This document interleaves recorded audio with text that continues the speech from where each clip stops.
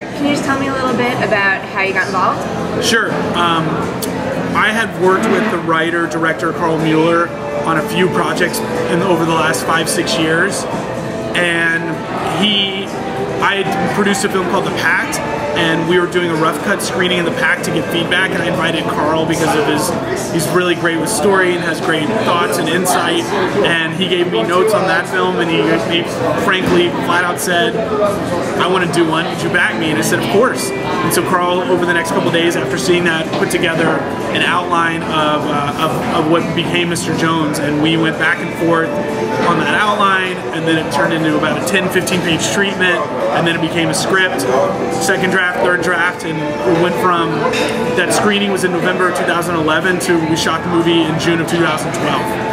And how is it also going with him from The Divide to this? Because I could feel the same filmmaker there, but it's two entirely different subject matters and techniques. Well, with The Divide, Xavier Jean, the director, had his very distinct vision for that film that, he really took Carl's script to a very darker level than I think Carl would ever have wanted to take it if he was directing it. But very much, the characters and the type of characters Carl writes and the style of movies he wants to make, they're very similar, but Mr. Jones is his own beast in a very different way. And then how is it going into something like Mr. Jones, found footage, but like kind of not, that title also doesn't apply in a way. Right. But it comes with that stigma, so is there a concern there? There is a concern, and we really don't think Mr. Jones is found footage. We think Mr. Jones is a point of view movie or a very sort of evolved found footage movie where it's taking a genre that's a little overplayed with the found footage aspect and making it our own and doing it in our own style and really giving it its own type of filmmaking. We need to get that term out a little more. Point of view movie. I like that better. Yeah. And are there any certain things that you were insistent that happen in terms of using that kind of format in order to make it different? I was really insistent on the camera choices that we made because I think the Alexa camera just makes movies seem so cinematic, and that was really important. We had a brilliant cinematographer, Matthew Rudenberg, and him and Carl really started finishing each other's sentences by the end of the production, and those guys really were on point with how to make this look unique and not make it get sucked into that sort of found footage world. How do you use the Alexa and shoot found footage? Is there like some sort of rig that someone must put on? No, those guys busted their humps. Yeah. It's incredible. Yeah. And as a producer, for you personally, you sign up to commit to a project. What's the first thing you do to like put the project on the track you want it to be? It's a good question. I really it's really an instinctual feeling, and it's, I read a lot of scripts and I develop a lot of material, and it's, sometimes great scripts don't make great movies, and it's really just having that instinct that this is an actual movie, this is more than a script, and really getting through that process is a hard thing, to kind of get through the logjam of everything that's going on, saying, this is something I can actually see getting made. Was there any like little nut to this one that said to you, this is it, this is going to work? I think just my belief in Carl, and as Carl is such a good writer, and just knowing that Carl would be a great director, I just, when we started doing this, because he developed it for free, and I just kept saying, we're going to make this movie, we're going to make this movie, and I just believed it. It's like some voice in my head told me that we're going to make this movie. So developed it for free, but definitely didn't make it for free. No. So how'd you go about securing financing and pitching it to your investors?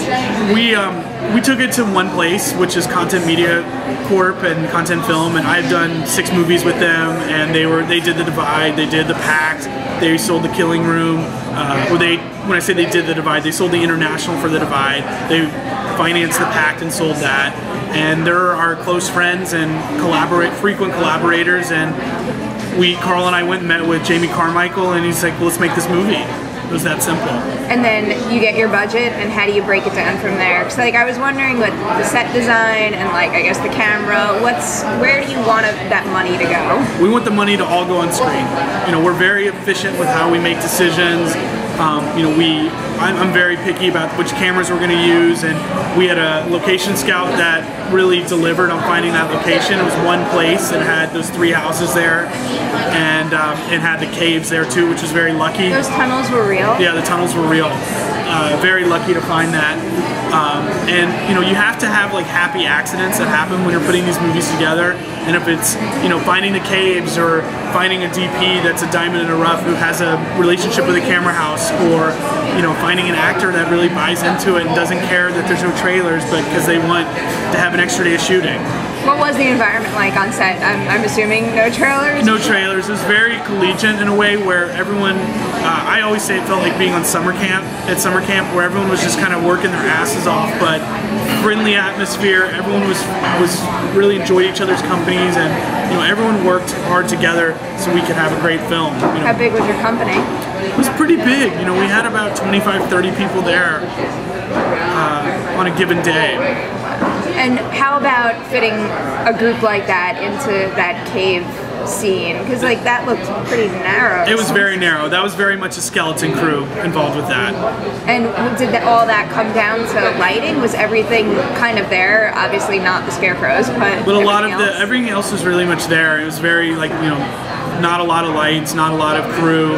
Matthew, our cinematographer, typically operates, but he couldn't operate when we shot in the cave because he was too tall. So we had to bring in another operator to operate that day of shooting, or that night of shooting. When you first read the script, did you pick up any of these kind of like potential issue red flags that you were worried about? No, I'm a pretty much like run and gun. We'll figure it out in the day, and we were very prepared. But we had a really great production team on the film, and you know, it was a pretty seamless production. I've had a lot harder productions. Were there any hiccups here? You know, the biggest hiccup was just the night shoots and dealing with traffic. Traffic out there? Yeah, because we would be coming out and in of LA to reverse commute, so we'd hit rush hour the wrong times. Yeah. That does not sound like that bad of a problem to me. No, and just shooting nights and having an infant child, it was rough for me for a couple weeks. Just didn't sleep. But now the work all paid off because you guys have distribution, right? Right. And what's the plan for that? You know, Anchor Bay's still figuring it out. I've done a lot of movies with them, and they're great partners, and they love the film, and they're really excited. So we'll know in a couple weeks what's going on with that. And what about it being here at Tribeca? Because ever since I started covering it, the Midnight program has been growing and growing and growing, and like it feels especially solid this year. Yeah. So how is it being a part of that? It's an honor to be a part of it. They've been so great. I had a movie in Tribeca in 2007. It's been a long time, and you know, to get into these film festivals is such an honor, and we're lucky to be here, and it's been a great experience. And what are you hoping that people take from it from here? What are you hoping people get from this experience? Because it kind of leaves you with, you know, you can think for yourself. You know, we wanted to imitate the feeling when you wake up from a nightmare and you have that hangover feeling, and that's what we wanted the people to get, and I think that's what people are getting. We just want people to see the movie and realize that this is not your typical genre film, and that it has a unique nature to it, and it's elevated in a way, and you know, that we're making cool and unusual but commercial films. And how about from here? What's next for you? Are you going into production again? Yeah, we're going to shoot the Pack 2 in a couple of weeks, and we're working on a project with a director named Paul Sollett, who directed a film called Grace, and we're developing something with Katie Lotz, who Katie was the lead of the Pact and the lead of the Machine, and working on a bunch of things. You know, working with the Hayes brothers who wrote The Conjuring. So we're working with some really cool people, and working with something with Xavier Jean as well. And sticking with genre? Yeah. Is there anything on the horizon that you think is going to blow genre fans away? Like something that we haven't seen yet? Definitely.